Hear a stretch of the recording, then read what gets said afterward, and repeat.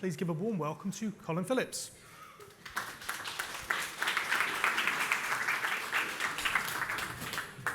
Well, good morning, everybody. Thank you for that brief introduction. As you just heard, my name is Colin Phillips. I'm an IPTV solutions architect with EETV, part of the BT Group, the UK's leading telco. We've heard a lot about end devices this morning so far, particularly interesting about the TVOS wars.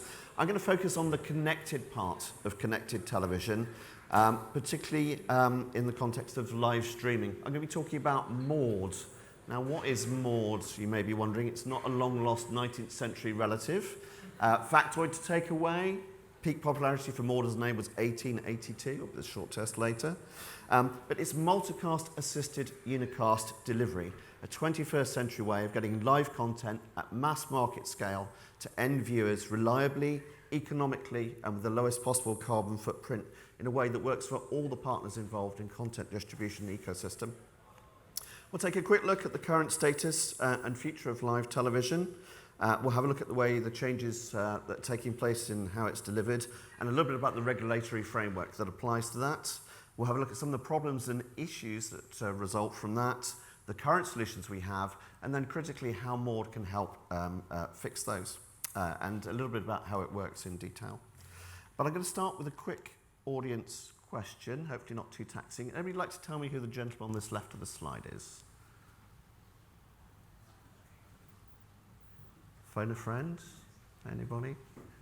It's Mark Twain, that well-known 19th century novelist and author.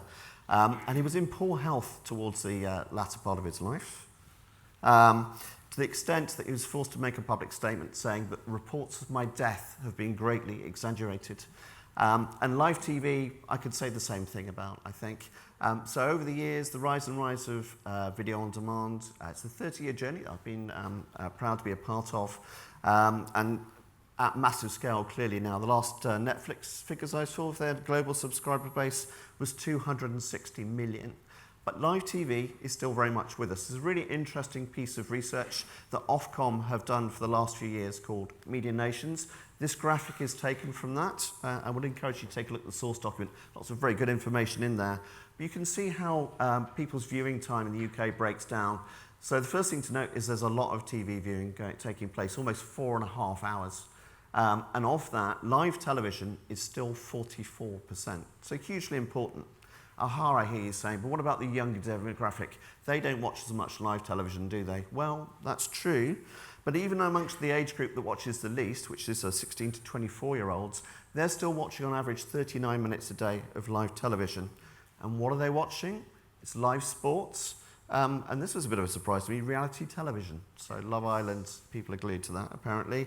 For the older demographic, maybe there's some news mixed into that as well. So live TV is certainly here to stay for as long as Chelsea play Man City and Love Island is on the television.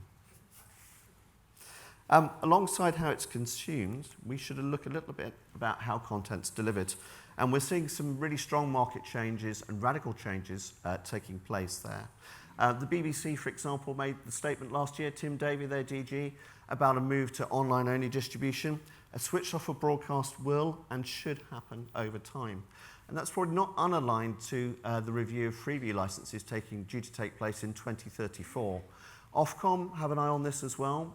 They issued a call for evidence, review of the way future TV distribution will take place in the UK, for which lots of the industry have submitted their views. We'll see what happens in 2034 on that, I guess. Streaming and sports rights continue to rise.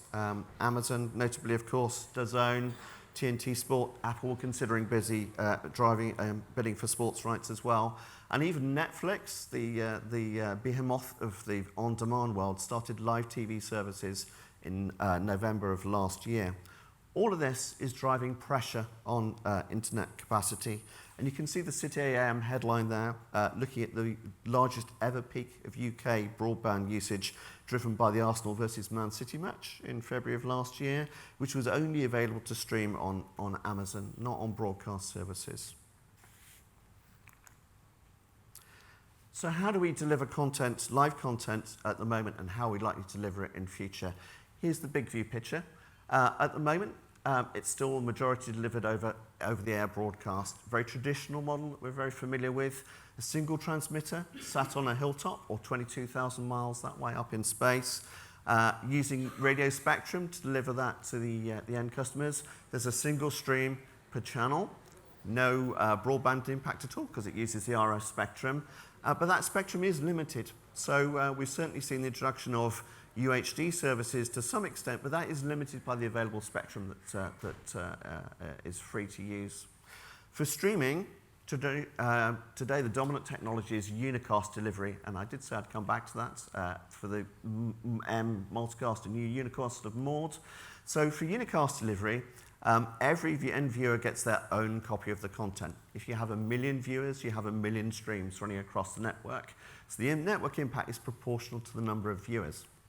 Now, content distribution networks, CDNs, of course, have a role in mitigating that, and they do a very good job of carrying content deeper into networks. But at some stage, it will break out back into broadband delivery, and then you're back into the single stream per viewer. That's very expensive to do, and it potentially has a big carbon footprint as well. Well, why don't we use broadcast over IP? And multicast is a technology that's been with us for a very long time that potentially could let us do that. And multicast carries content to multiple destinations, but only a single copy per network hop. And that means that the impact of that is proportional to the number of channels, not the number of end viewers that we have.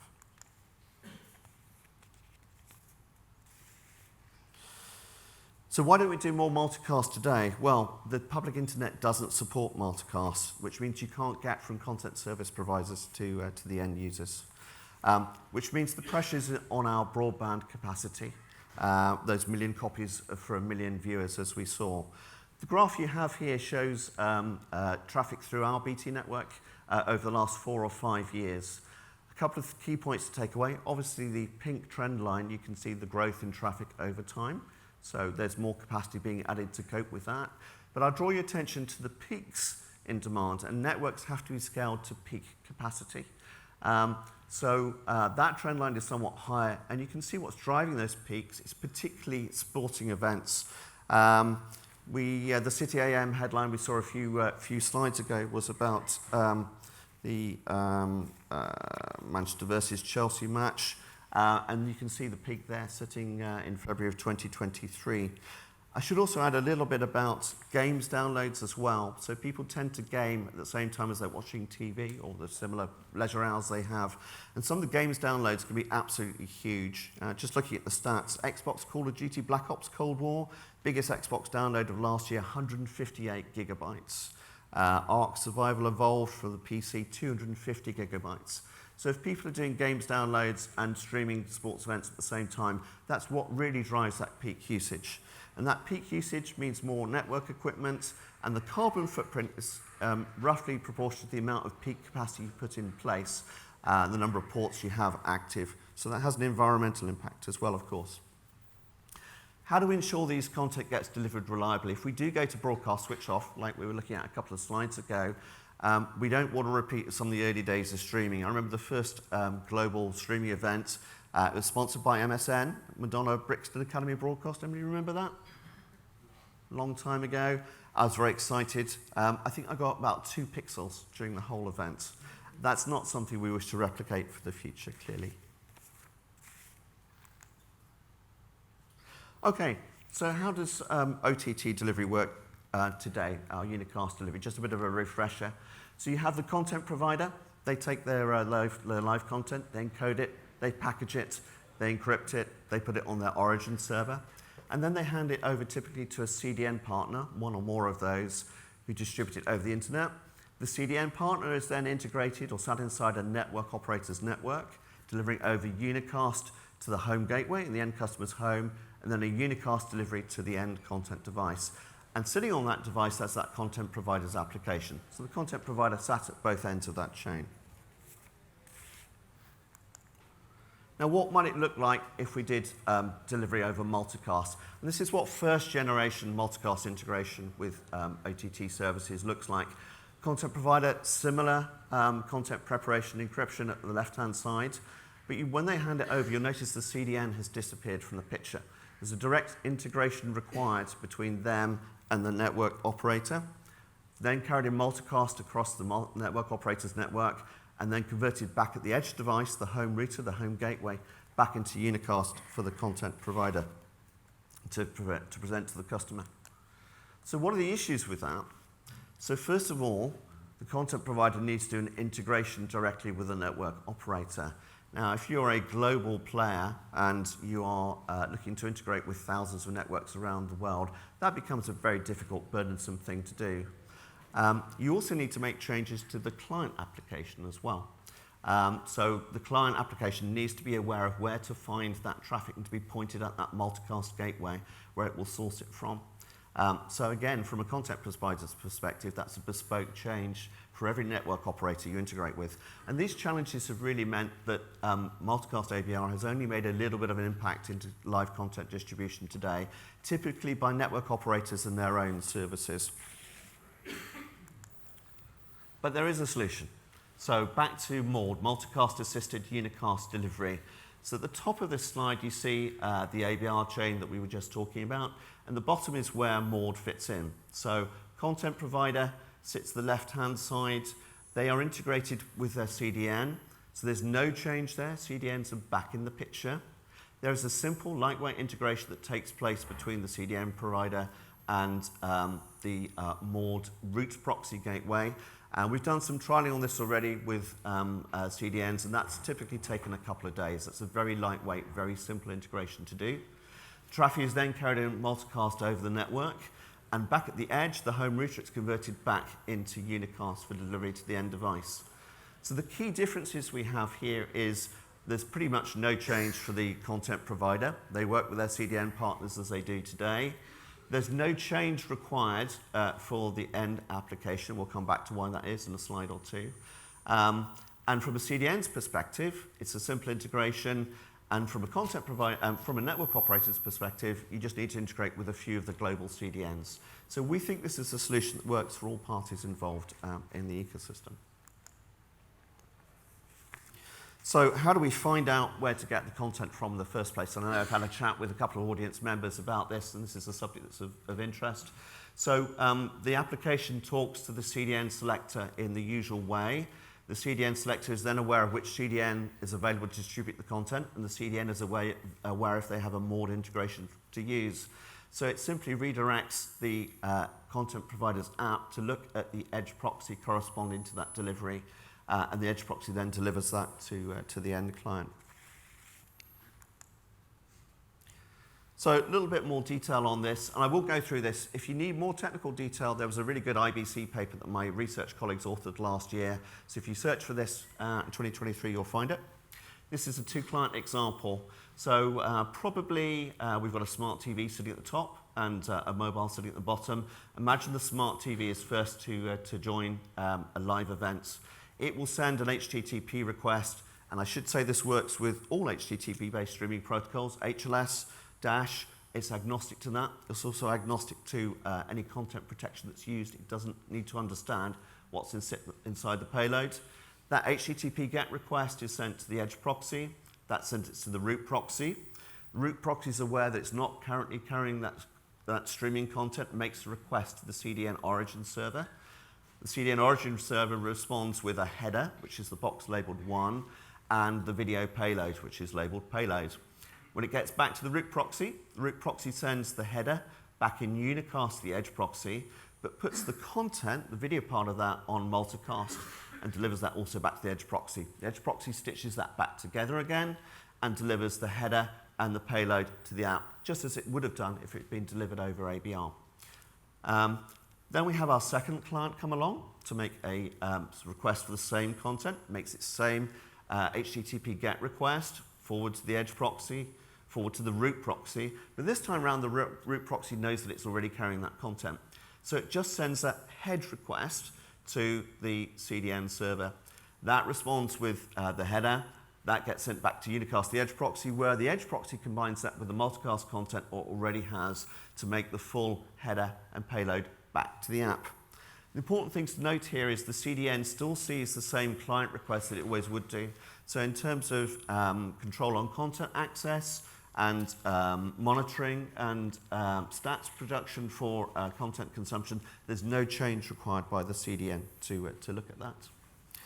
And hot off the press this morning, I'm pleased to announce that we have a partnership with Broadpeak, the existing market leader in multicast ABR, to take this past the trial stage where we currently are to market.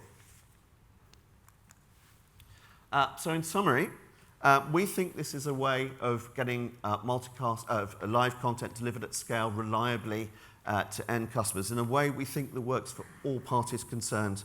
From a content provider's viewpoint, there's no integration work required for the server side, no changes required to their clients, and they can use their existing CDN partnerships.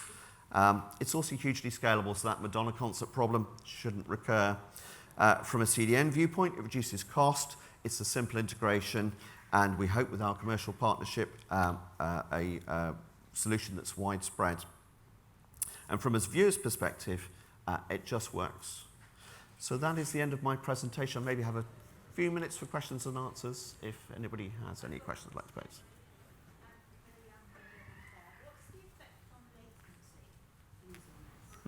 So just, I don't know if everybody can hear, the question was what's the effect on latency end-to-end? And that's something we hadn't talked about so far in the session today. Unicast traditionally has quite a large latency compared to multicast.